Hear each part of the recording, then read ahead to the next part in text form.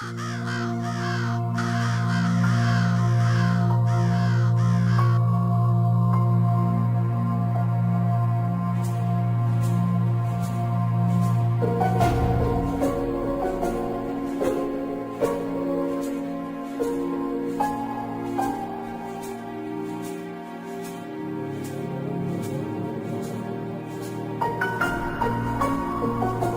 the sun rises from the south and sets in the north, the east suffered through wars from the warlock's army of Derbokas.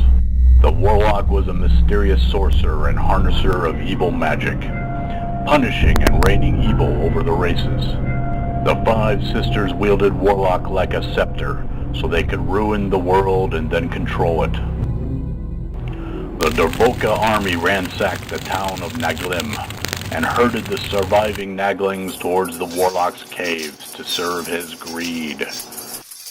Down a forbidden road and deep into the Dorn woods, they heeded none of the rumors of a vengeful spirit that destroyed travelers. A 9-year-old child was freed and coaxed to flee.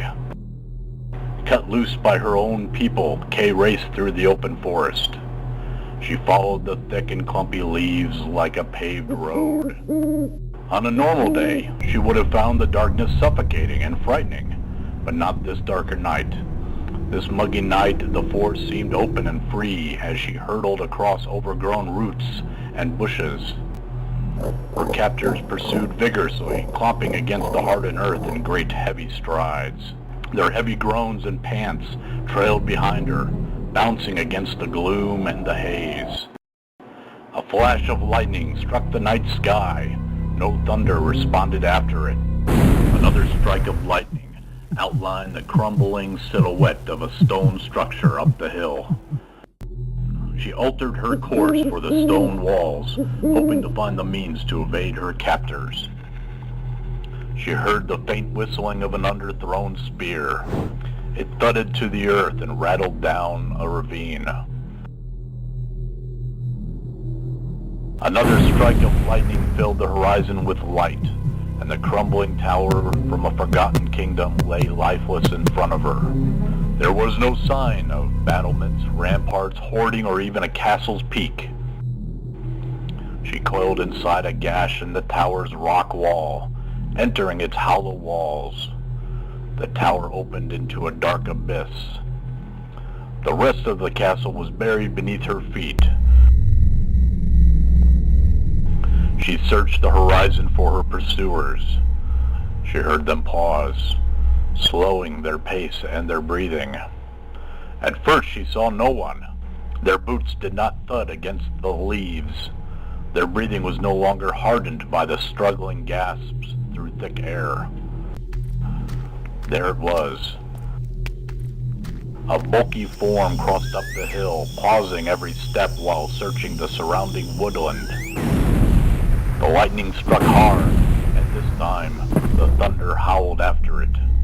Lightning flashes lit the Derboka's harsh teeth, long and pointy daggers of ivory. Their faces were wrinkled with deep ravines that intertwined like many vines, and their eyes were large gashes cut into the faces.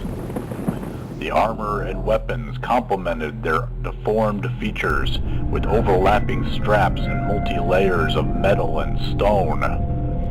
The second Derboka emerged behind a tree, closer to the tower and in sporting distance to young Kay.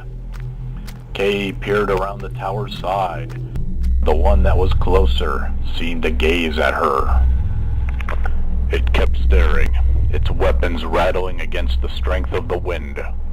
It stared for long moments and then tilted its body towards the east. Another flash of light beamed from the east, but it did not come from the storm. It was a bright blue that filled the forest on all sides and darkened the trees in red. The Derbokas looked in the direction of the eastern hill, where a shimmering figure hovered in a cold haze. It seemed out of place from the world, like it was painted on top of another painting. The ghost was armored and uniformed.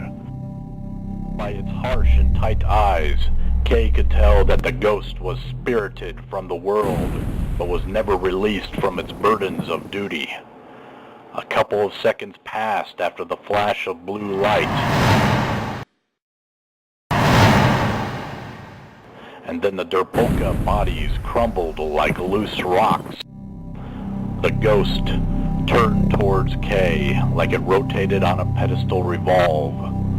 It opened its jaw to speak, but only the howling of the storm burst from its lungs. Her heart pounded in her throat. She felt a cold breath touching her body, but instead of coming from the ghost, it came from behind her, somewhere deep within the graves of the tower. And then she fell.